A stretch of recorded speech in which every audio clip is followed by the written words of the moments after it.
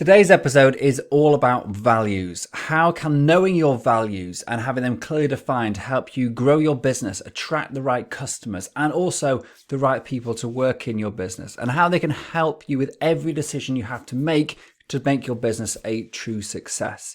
But knowing this stuff is one thing, actually implementing it and applying it in your business is another. Thankfully, I'm joined by a values expert, Chet Morjaria, who has written not one but two books on this subject. And he gives some brilliant advice on how to define your values using something cool called Antivalues, which I'd never heard of before, but the exercise really helped me to nail this in my business. He includes that and loads of other useful, implementable advice, and there's just masses of value in this episode. It was a pleasure to record and my pleasure to share this with you today.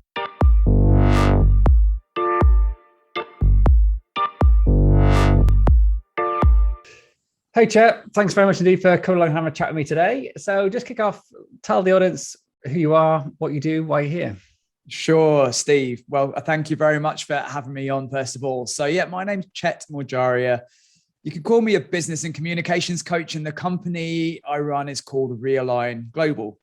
And we coach entrepreneurs, mainly coaches and consultants who love what they do, purpose-driven, truly purpose-driven, not this purpose-driven narrative that seems to be emerging, but really meaning and soulful purpose-driven. They love what they do, but they struggle to create meaningful offerings and meaningful marketing that are a true reflection of their value and values. And that's what I've been teaching hundreds of coaches, hundreds of business owners to do over the last 10 years. Fantastic. A little bit more perhaps is that, and I see some real crossover, Steve, in what you do and what I do. And some other stuff then is, so meaningful work, powerful words. That's the intersection that I work best in. That's what I speak on most of the time, communicating powerfully and meaningfully with clients. And my book is on this stuff. So Work Worth Doing, it's called Work Worth Doing, align your value with your values and make a meaningful mark on the world. Lucky enough to pick up an award on that. Highly commend a short business book, 2021. It's an Amazon #1 bestseller. And the next book is The Right Clients. And that's around how to set boundaries, niche your business, and all of that stuff. And what makes this work meaningful to me is when clients feel aligned to their work, to their words, and to their world. And if I may say so, Steve, I think the bit where the crossover really comes between you and I was digging back into your website just before this podcast, and you talk a lot about using your time how you wish and living life on your terms and, you know, running your business, not letting your business run you. And life on your terms is a big phrase for me and my clients. So definitely see that in our work. Yeah, I mean, we've chatted. We had a chat previously, and we did. And that was a great, fun experience. And I think we realized that there is a huge amount of crossover. And I think one of the things that really resonated with me was the values element of it, and the work worth doing. And you talk a lot about values within that context, and we talk about values with every aspect of the business. And it's something that you read about a lot in books. You create your 5 values, whatever, and everyone has integrity at the top normally, and then but it's putting meaning behind those. So what do those values actually mean to you, and what do they mean to you in a business? Just putting them on a piece of paper doesn't mean anything. And so what advice can you give, rather than me just giving my opinions? You're here to obviously share your expertise, but what is it that values, why are they so powerful? What should we be doing with them in our businesses? And how do we, probably the second question, but how do we come up with something that isn't just a cliche, hey, yes, let's all have integrity and honesty and hard work, you know? So I love everything that you said there, Steve. Couldn't agree more with every single word in that. First of all, the great question is, okay, why are values so important? Because until we understand them, we don't really know why we're creating them, and we don't really have that intent behind it. We don't have the purpose behind understanding our purpose. So I'll definitely talk to that first. We can go over a quick exercise, one which over the years I've found is the quickest, simplest, most powerful way of understanding your values as a human being. And then your business comes as another conversation, becomes as an extrapolation of that. And then absolutely, once we understand those two things, maybe the third question is, okay, now we've got them, what can we do with them? And I think all those questions are equally as important. So in terms of the first one, then, why are values so important? I think I'm going to lean this obviously into a systems and outsourcing perspective. And I would say that from that perspective, values are important because they enable us to make meaningful decisions about aspects of our business. So that might be about our team. It might be about our time, or it might be about our terms. So, like terms and conditions, boundaries, and everything else. And those three things obviously are going to be critically important when we are looking to take what we believe in as founders, as entrepreneurs, and then develop that within the business, develop those things that are probably the reasons we set up the business in the first place, probably drive us within the business, drive our ideas, whether we know it or not, whether we're in tune with this or not. Our values probably drive our decisions if we are a purpose-driven entrepreneur, so to speak. So understanding what these are is just a really powerful, cool awareness piece, so that when we are then taking this stuff, yes, we can create the standard operating procedures, and yes, we can create the systems, but underlying that, and at the highest level or the lowest common denominator, no matter which way you want to look at it, we have the values, so that your team or an outsourcer or whatever, they're not just following steps in a system. They understand our intent. They understand the intent of the business. And then that whole work becomes more meaningful for everyone involved. If we're talking about vision, then, we're leading to something much more powerful. Values, though, are the grounding piece for me. So these are the pieces that, if you're unsure, if someone was looking at what you'd written down, Steve, and they were unsure what you meant, then we would hope that values would serve as a guidance piece. They serve as guidance for behaviors and decisions. So does that make sense in terms of why the importance within systemization and outsourcing? Would you agree? Yeah, totally. I mean, we use values now as a big part of our recruitment process. Brilliant. Recruitment is a huge one. If you can get somebody out into your company thinking they're a great fit and they've got all the ticks in the boxes and all the references and everything, but then you find out that they don't share the same values as you do, and things can go downhill pretty quickly. And we've had that experience. I think most small businesses do.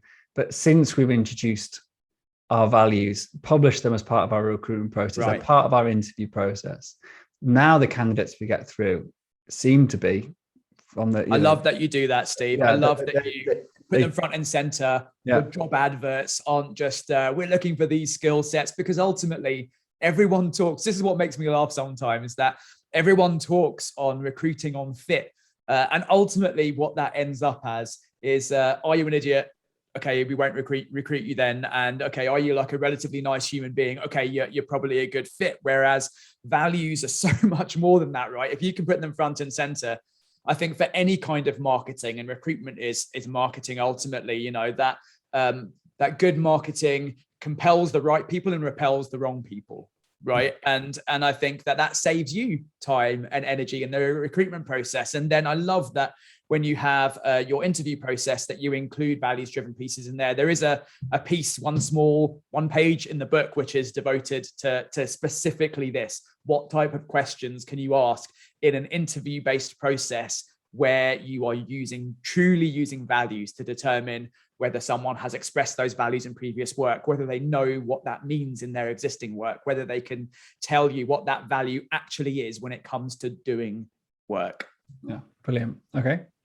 So maybe let's move on to how to create this stuff then. So first of all, like, what are we creating here? What does it mean to create values? So you mentioned not having values that are just words on a page, and I couldn't agree more.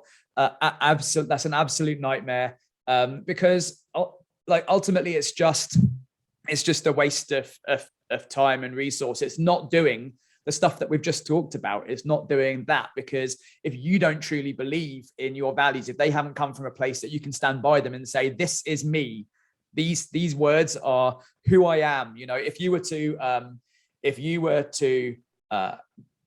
just give someone a quick understanding of who you are, and you were to say what your values are, then the idea is those values would be so true to you that you feel like you've represented yourself well. That's a good stress test for your values. You know, would this person truly know me to my soul by these values? So yes, we want to create these value words, like you mentioned, you know, honesty and integrity, or like often come up, and honesty is one of mine, to be fair.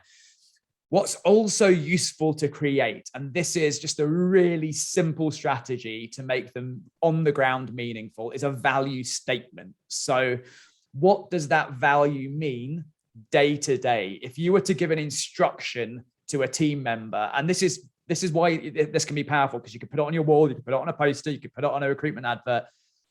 What would that value mean? For example, if you did have honesty as a value, and you know, you've gone through the exercise we're just about to describe, and you've ended up with honesty, you haven't just pulled it from some other corporate website or something, then what does honesty mean to you? Because Steve, honesty probably means something different to you than it means to me.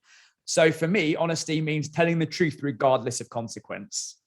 And that might not be what honesty means for you, right? So okay. Let me jump in just for the sake of the listeners to see a contrasting opinion of the same word. So we are honest and caring is one of our values. Nice. Yeah. And we are 3 statements, in fact, that to qualify this. So we never abuse the trust of our team, our customers, or our partners. We do the right thing. We take pride in our work, and we own our mistakes. Brilliant. So those are such good guidance pieces, and you have value statements, plural. So, you know, absolutely brilliant. Those, Steve, are so cool because they are true pieces of guidance. Then someone can look at that, and in a given situation with a given client who's maybe being a difficult client or whatever, like they'll know how you want them to behave, how they should act and behave in accordance with what the business represents. And that's super cool. So values and value statements, a good way of getting to the heart of your values is an exercise around anti-values. So this exists in the book too. And the reason that I've ended up here, so I've tens of different ways of getting to values in my pocket over the years that I'd use in different scenarios. Most of the time, 80% of the time now, whether doing this from a business perspective or personal perspective, I'll start here. Anti-values are basically the things that annoy you or upset you or outrage you or enrage you. And it might sound weird. You might be thinking, listeners might be thinking, well, values are meant to be pretty positive things. Like, why are we starting with something so negative here? And the reason is because I've found that just in a scenario where you're doing this with a group or with an individual or yourself, if you ask someone, what do you stand for? What's really important to you? It's a bit like, well, not, it takes, and yes, there are exercises to get there, but it's not an easy concept to grasp. It's a deep question. What do you stand for? What's important to you? But if you ask someone, hey, what pisses you off? There's usually a few things immediately there that are more visceral, and that really are, because what we're really asking, anti-values, values, they're 2 sides of the same coin. It's the same thing. What we're really asking is like, what do you stand for? What do you stand up for? And when you start to ask these things, like, actually, what would you stand up for in public? What do you not stand for? Then what we see is that we come up with these anti-values. Now, these anti-values are the things that you see in other human beings around you that just tick you off. But at the same time, they are more than likely to be representations of our previous selves as well. I know that that's true for me and every single one of my clients that I've ever worked with on values when we come down to it. And that's part of the reason why they're so visceral, right? And they're so immediate, and they're so like, they actually stir up emotions, and you can physically feel these things in your body when you talk about them. And you can get, like I am now, like I'm using my hands more and I'm excited.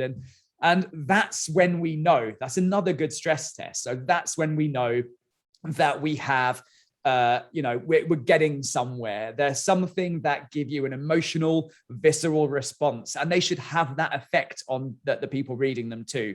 So I'm going to go through a quick scenario on how to do this. So few relatively simple, but not necessarily easy steps. So step 1 would just be think of scenarios, think of behaviors, specific instances, if you can, of things that of just situations that enrage you. So it could be, for example, when someone's late and they don't say anything, they just rock up and that, you know, they're like, oh, hi. You're like, you're 20 minutes late. Are you literally not going to say anything about this?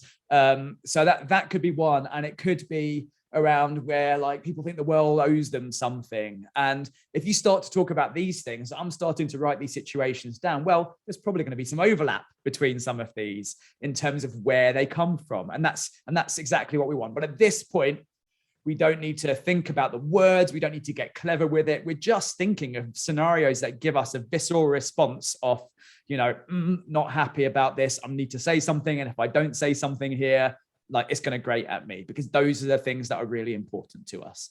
So if I just have to watch an episode of Love Island and I see all of these things, it'll take me 2 minutes to write them all down. So that's the first one. Second step then is figuring out what the anti-value words are. So to give an example, those two pieces that I just said. So someone who is just late and really just rocks up like nothing's happened, and someone who, you know, really acts and speaks in terms of entitlement, like, you know, like the world owes them something. They think their parents owe them something. The world owes them something. You know, like you owe them something as a business. So that to me all comes down to entitlement. That all comes down to this feeling of entitlement. And if you say entitlement, I can come up with another 10 scenarios of people and situations in which I see this play out in my daily life, working practices and everything else. So that's step two. Look at all these scenarios that you've written down and just group them into what might the anti-value words be around this. And you're probably going to end up with, I don't know, maybe somewhere between, say, 5 and 8 or 5 and 10. Step three then is you've got your anti-value word. Now is the time when you're going to flip the switch. And now is the time when you're going to say, okay, so how do I actually shape these and take these and maybe do a flip? So start to flip these words into the positive. So like entitlement for me might be responsibility. And funnily enough, responsibility is one of my values. So my personal values are honesty, responsibility, and respect. So, and if you're unsure on any of these steps, if you're thinking, oh, I don't know what the opposite of entitlement is, go back to the scenarios, go back a step. You know, it's probably the same in any given system, right? If you're not sure how you got to a certain point, go back a step and figure out what the previous step was, how you got there. Same thing. So go back and look at what you meant about entitlement, and then you'll probably be able to start to figure out what the opposite is. So you then want to end up with probably 4 or 5 words. Ideally, then you look at the overlap between them and get them down to about 3. Why about 3? Well, like, what's the magic number 3 for? It's only there because, Steve, if you're looking at, if you're trying to genuinely think about, so I will use these genuinely. I will be in a client, a client discussion, and it will be a difficult discussion. And I'll have prepped by thinking, what does honesty look like here? What does respect look like here? What does responsibility look like here? And then I'll present myself like that in real time if I'm having a tough conversation. If I'm trying to do that with 8 different values, like, we're not going to get anywhere. But if I can house it around 2 or 3 different things, we're getting somewhere. So once you've done that, cool, you've got your values. Now create value statements for the gold standard or for the diamond platinum standard, like you have, Steve. Then you could create multiple value statements for each of them. And then it's just, it's that process. If you do it from the ground up, will probably take, I would say, a few hours, and feel free to come back to it and not. But also I have done that process in 10 minutes with people, with a group actually of different human beings. So yeah, that's the quickest, simplest, and perhaps dirtiest way of getting to values that I've found. And I'll just pause there and see what you think to that, Steve. Yeah, I think that's an absolutely brilliant strategy. And when I actually came up with our values, we didn't do that. We just went straight in with the what are your values point of view, and it was a real struggle. And we were doing it with the team at the time, the leadership team at the time in the company. And we spent, a couple of hours sort of bouncing ideas around and trying to think of what is important to us and trying to get common ground. And I think that is one of the things that really puts most people off from doing it. They read it in the books, they think, yeah, this is great, but they need a system Yes. Your system for doing this, to just get that brain working in the right way, to be able to get the easy stuff out. Yeah. And then what do I do with that to turn it into the hard stuff? And that, I love this systemized approach that you've got of looking at the emotional bits, which we can connect with a lot more easily than sometimes the more cognitive stuff.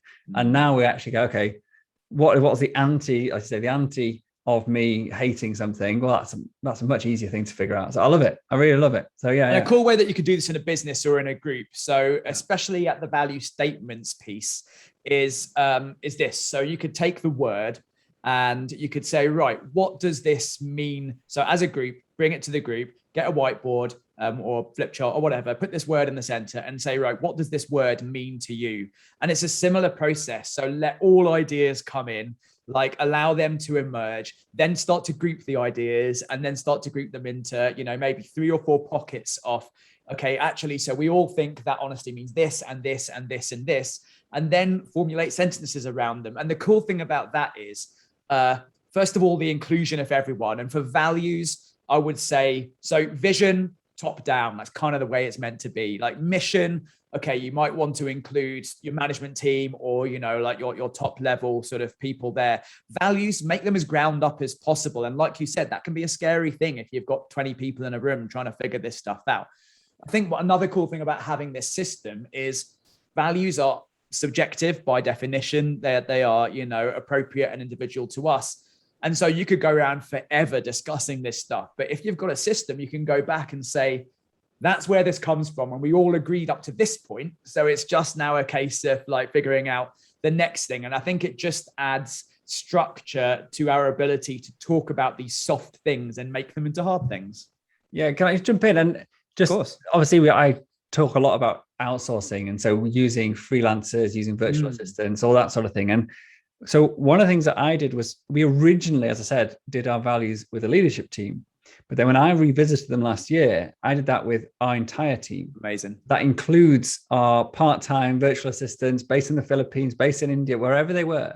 And we all got together and agreed on values. And interestingly, shortly after that, 2 members of our staff, within the next couple of months, ended up leaving the company. And so you could see that as a negative. Oh, we've lost these people. But if for some reason, something that came out of that meeting, the values that we hold as a company didn't resonate with them, I can't guarantee it was to do with this, but it was just an interesting coincidence that after doing this exercise, after making this public, after really putting it out there, and then when we then reflected on it afterwards, and we thought, okay, well, looking at the values that we have, did those people that left, did they match up with all of those values? Yes. And there was definite holes. Yes. And so I have no proof of this, but it's a very interesting coincidence that this you say you have no proof, Steve, but actually the proof is in what we're discussing, right? I guess so, yes. I guess it is. Proof is in the values. And, you're talking to a scientist here. I have to have, Yeah, that's true. That's true. Yeah, totally. And actually with the second book, which will be out shortly after this podcast, The Right Clients, I have a system for that too. And I know we discussed this in our discussion about the podcast in terms of, okay, well, actually there are people within your business, within your team, like in the wider sense of the word team. So team and outsourcers, but also within your clients. And sometimes I think you can talk about team here, you can talk about clients here. You do get a hunch and you get a sense. And as far as I'm concerned, instincts are, as a scientist, you might find it hard to trust your instincts, but I think we all do. And we do. But instincts really, to me, are a collection of data points. They're a collection of experience and experiences that form in the brain subconsciously in a given moment and allow us to say, oh, I don't feel right about this. I feel, or this feels good. And I think a lot of what this stuff does, the values and so on, is allows us to actually look at clients or team and look. So there's an exercise in The Right Clients, and it's called green flags and red flags. And this is exactly that. So we literally take our values. So I would take honesty, responsibility, and respect, and look at, because here's the thing, right? I think all of us can say that we've had crappy clients in the past. We've had great clients in the past, and we probably have some of them existing in our business.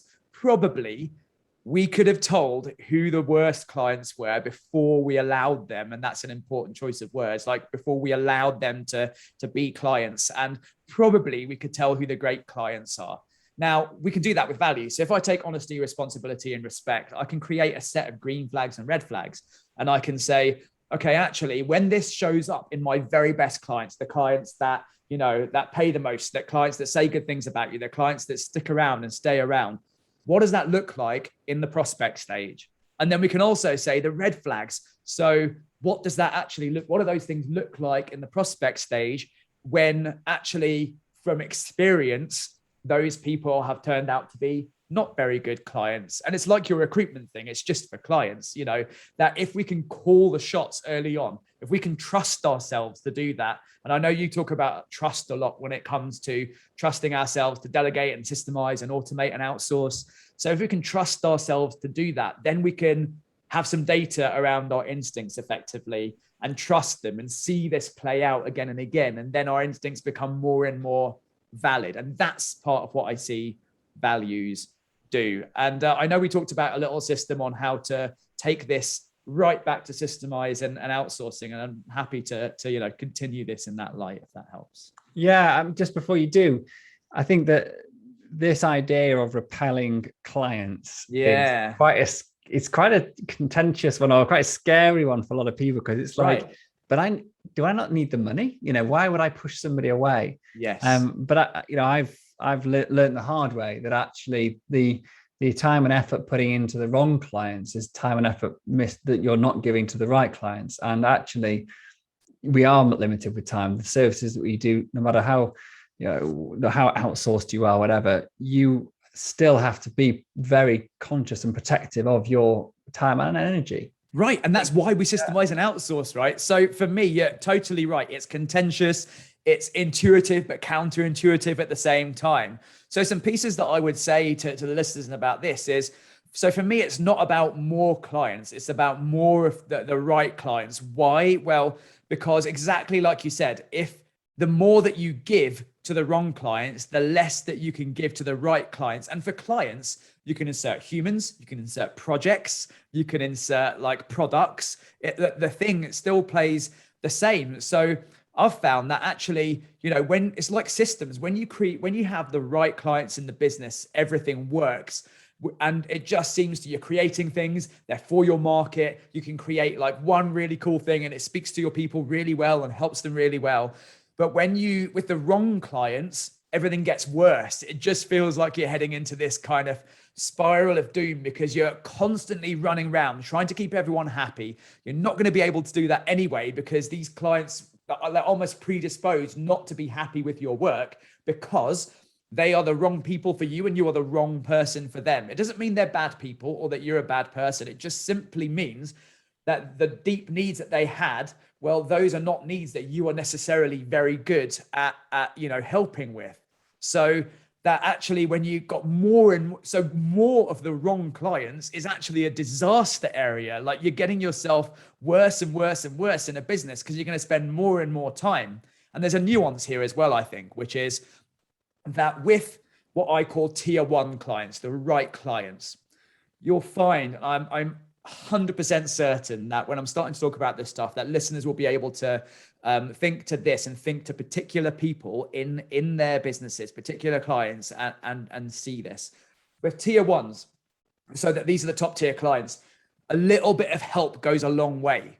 So that, you know, you are doing what you do. And these are the types of clients that will come to you and give you incredible testimonials and feedback. And you will literally be thinking, you'll almost not believe it. You'll be like, I'm just doing what I do. Like, how have I changed your life?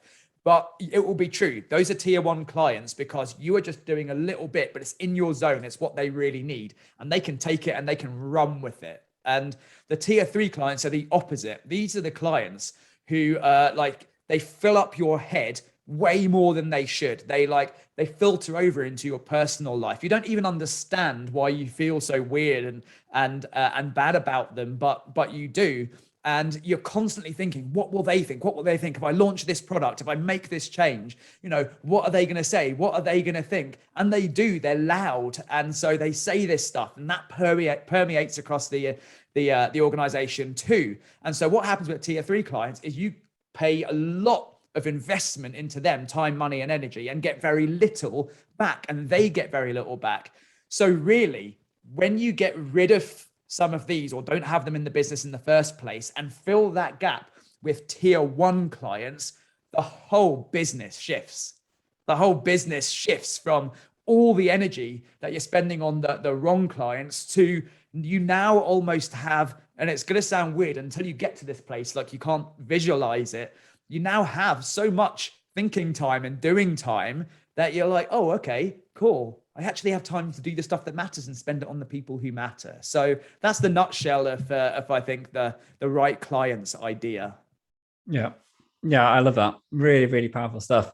I am conscious of time. I don't want to let you go before I talk about one of the big subjects. The work worth doing is the subject of your first book. Yeah, and so I want to. We touched on it just then.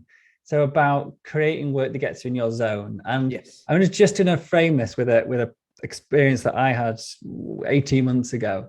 And that was when I broke up partnership with my 2 business partners at the time. And I looked at the products and the services that we were offering at that moment and went back to my roots. Why did I start this company? What are my passions? And I remember way back when before I even came up with the idea for the company, it was, what am I going to do? Well, how am I going to help people? And it always came down for me to systems. I'm a systems guy. I love systems. I love flowcharts. I love technology. Like that's just been in my bones since I've done degrees in computing 20 odd years ago, and I'm a tech geek. So that has always been my thing. But then we've done what you just described. We launched, we got clients. The clients told us their needs, and we tried to solve them all. And what we ended up doing was doing what the clients wanted us to do, and also probably what my business partners were passionate about. But actually, that didn't fulfill my needs and make my work worth doing for me. So I'll open with that, and I'll let you talk about this because this is... Oh man, there's so much here. Okay, cool. So a couple of things then. I'm going to nod to a couple of pieces and then maybe finish off with a system for this. I think that would be appropriate, right? So, let's go back to values for a second. This is a nice full circle, Steve, almost like you planned it. So business values and personal values. There's a reason I'm bringing this up. So personal values come from the types of exercises we just discussed. They come from the human. The difference is, I don't think I've ever said what I'm about to say on a podcast before, actually, but the difference between personal values and business values to me is that business values are found at the intersection of your client's deep needs and your zone, like where you do your best work. In that zone is everything. In that zone is work worth doing. So my business values are similar, but not the same as my personal values. So my business values are personal ownership, mutual win, high challenge, and deep support. And the way I came up with those things is, again, through another system, another exercise of what my client's deep needs, where do I do my best work, and what sits in that intersection. So for example, that's not accountability. If you want someone to hold your hand every day and check in with you, like I am not that coach. I'm the coach that will challenge you hard, support you equally as hard in the moment in a live day that we're doing, for example. But at the same time, I will take responsibility, but expect you to take just as much responsibility back. And we will find the mutual win through that. So that's where these things come from. Those values then inform my product creation. They inform my business model. They inform my marketing and everything else. And I can speak about them with clients. They're in my brochures. They're in my terms and conditions. They're in, my FAQs, all of this material. So work worth doing really is this intersection between your client's deep needs and where you do your best work. What that means is that work on your terms doesn't have to be against your people. Like, it doesn't mean that if I want life on my terms, the business on my terms, work on my terms, that like you're eating your own grandmother to do it. Like it's actually, let's find the sweet spot between those things. And then you'll find it's freeing because the right clients love it. They encourage you to experiment and explore, that it's fulfilling, it's financially and emotionally rewarding. All of these ideas around work worth doing come back, because now we've got the right clients, we're giving them the right things, we've found that sweet spot. They also work for us. So that's the premise behind work worth doing. And the way that it plays into the system is this. So tier one, we talked about tier one and tier three a minute ago. Tier one, now you can apply that to people, team, or clients or potential clients. You can apply it to products, like you just said. You can apply it to like, which of my products are doing this within the business? Which of the products are my tier one products where I don't have to, like, the business doesn't really have to do a huge amount, and a lot happens as a result. You give a lot of value to your clients, or there's a lot of work going on in the business, but the value to your clients is stratospheric, like it's disproportionately impactful. Tier three, which are the products that, for whatever happened, like all the best intents in terms of putting this product together, which are the products we're always fighting against? Which do we have to really push to sell? Which just never seem to hit the mark? You know, which do I constantly have to adjust and they still don't work, and I get refund requests and all this kind of stuff, right? Those are your tier threes. Tier twos are probably the most important. We're going to come to that in a sec. So those are products. Projects, same thing. I think you get the idea. And people, same thing. So simply doing that is really powerful. But there's one section in the middle, which is unsurprisingly called tier two, which I think is going to be probably the most important and most nuanced insight for listeners to this podcast. Tier twos are probably the hardest thing to figure out. So yes, of course, they're the things that are not tier one and not tier three, but what are they really? Tier twos are the people, projects, and products that they are probably the majority of your products. They're probably the majority of your clients. They're probably the majority of your income. They are probably really straightforward. They probably like earn you the money. They are neither here nor there. They're kind of middle of the road for you. So they don't set your world alight. They don't set your clients' worlds alight, but they're just kind of par for the course. There's probably good stuff about them and bad stuff about them, but they do a job within the business. Like, you know, we need those things sometimes in order to form that bedrock of the business. Or there could be separate businesses entirely. And this is where I think that systemization and outsourcing and automation and delegation really comes into its own. Why? Because first job is to identify who and what is tier one, tier two, tier three. Take a sheet of paper, draw three concentric circles on it. Tier one in the middle, like a target. Tier two, tier one right in the center. Tier two, second circle. Tier three, outer circle. Then section it up like a cake. And in those sections are people, products, and projects. So you've got those three sections, and then just go to town on it. Be instinctive, be honest, put your people, projects, and products into tier one, tier two, tier three. Once you've got those, take a breath, take a step away, have a coffee, a vodka, whatever you need, and then come back to it. And then your next step is this: apply the 3-1-2 strategy to it. So 3 is, what are my tier three things? How do I I won't say get rid of them, but let's say it nicer. How do we set them free as soon as possible, right? So set these things free, set your clients free, set your team free, set your brain free from all of this stuff. I promise you, your world will open up when you do that. Like your message back, like, you know, you'll be like, I didn't even realize that I could have this headspace or space in the business or time to work with other clients. That's your first thing. Set free tier threes. Don't fill that space with tier twos, because if you want to do work worth doing, if you want to do stuff that's fulfilling, well, that's about the exploration, the fun, the play, the things that are cool that you want to try out, but you don't really have time to, the things that you know can probably help your tier one clients, but you know, you just haven't quite got round to, and maybe never get round to it. And that idea stays an idea, and then you regret it till the day you die. So, you know, like get these out, try these tier one things, fill that with tier one clients, tier one projects, tier one people. 3 and 1. 2 then is actually the stuff where it's amazing to apply systemization, automation, and delegation, because really what happens with tier 2, people and projects and products, most businesses are full of them. The problem with them, and I think looking at your website, Steve, I know your people see this as well, that they just expand to fill available time, but they can also contract. And so if we just allow all our time to spend on tier 2, what the problem is these aren't going to be the things that set the world alight. These are just the stock pieces of the business. So applying loads more time and energy into this isn't really going to have a huge impact on the business. That's the tier one stuff. So what can you do with this stuff? Well, you can create systems around it. You can box your time and energy off around it. You can apply team and task and systems and outsourcing to it. Then what you have is a really cool business where you've got as little tier one stuff going on as possible, as little tier three stuff going on as possible, as much tier one stuff going on as possible, and all the tier two stuff is getting handled. That's when you get to a point where you've got a business on your terms, a life on your terms. You've got the time, space, energy, resource to be able to find work worth doing, find the things that are fulfilling, create more systems, or just whatever floats your boat, really. Yeah. Oh, fantastic stuff. And I resonate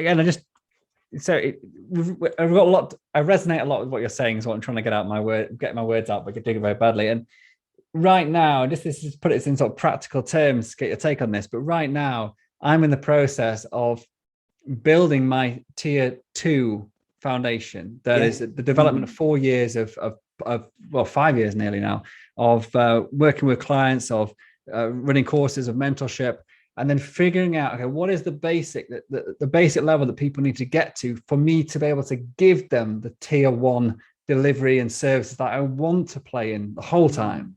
And so this is a relatively painful thing to do. And just to put this in sort of perspective, although I'm passionate about this stuff, about the tier 2 stuff, it's not the same level of passion. It's not the stuff that actually excites me and challenges me and makes me think and get up in the morning at 4 o'clock because I can't sleep because I want to get up and fix it.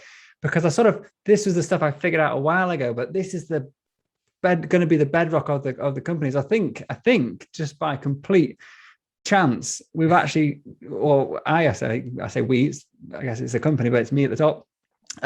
I've sort of doing what I think you're suggesting. Done in the past year. This is just fantastic to sort of hear. So can I suggest one more little perspective on what you just said? Yeah, please do. So I think it's really cool to hear you say that, Steve, because what I hear you doing in real time now, which is an interesting case study for the listeners as well, is you've identified, what I'm hearing is you've identified that a lot of your time at the moment is going into tier 2. So the creation or automation or delegation of tier 2. Now, this speaks to something else that is often in my head. It's probably one of 3 sentences I've said that make any sense and that people actually listen to. So, and that is, the thing that we need help with the most is the thing that we help others with the most, right? So as a business and communications coach, guess what I need help with the most? Business and communications. And exactly actually the nuances of that I teach to my people. Those are the things that I need people to help me with. So it almost sounds like actually you've already said in your own words and your own sentiment that this stuff isn't the stuff that really lights your fire. So it's almost delegating and systemizing and automating the creation of the tier 2 stuff. So it's a bit meta here, but actually creating the systems for the systems for the systems is which is probably how your head works anyway, is really the aim of the game here. That's one thought. And then the other thought is, and this is another piece of the Right Clients book, is actually usually your clients, your current best clients, are those who are 2 steps behind you.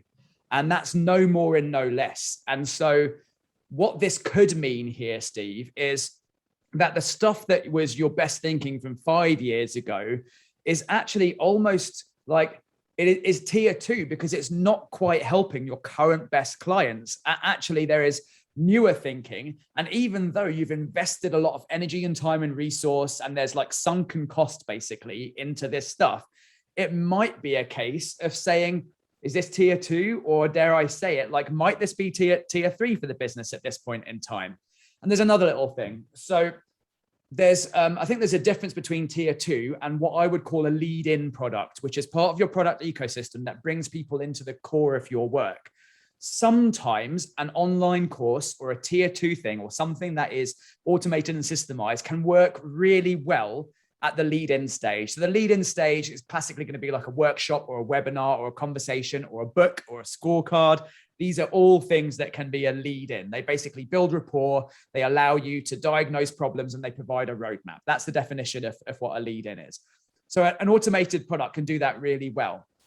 But that's not the same as like automating tier 2 stuff, because what I heard you say is, what's the stuff that I need my people to do and know and learn before I do like the core of my really, really cool work with them, your lead product.